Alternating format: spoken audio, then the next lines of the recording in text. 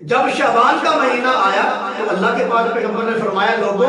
یہ جو رجب کا مہینہ گزرا ہے یہ میرا مہینہ تھا اور یہ شعبان کا مہینہ ہے یہ خدا کا مہینہ ہے اور آگے رمضان کا مہینہ آ رہا ہے یہ میری امت کا مہینہ ہے۔ مطلب یہ تھا کہ رمضان کی ہر رات میں اللہ تعالیٰ ہزاروں لوگوں کو جہنم سے نکال کر جنت میں داخل کر دیتا ہے۔ اور حدیث پاک کے اندر آتا ہے اللہ کے پاک پیغمبر نے فرمایا صلی اللہ علیہ وسلم فرمایا کہ شعبان کے مہینے کو تمام مہینوں پر ایسے فضیلت ہے جیسے مجھے تمام انبیاء پر فضیلت ہے۔ ایک اور حدیث مبارکہ کے اندر آتا ہے اللہ کے پاک پیغمبر نے فرمایا کہ شعبان کے مہینے میں جو شبرات کی رات آتی ہے فرمایا شبرات کی رات اللہ تعالیٰ اپنے رحمت کے 300 دروازے کھول دیتا ہے۔ ایک حدیث پاک کے اندر آتا ہے کہ نبی کریم صلی اللہ علیہ وسلم شعبان کے مہینے میں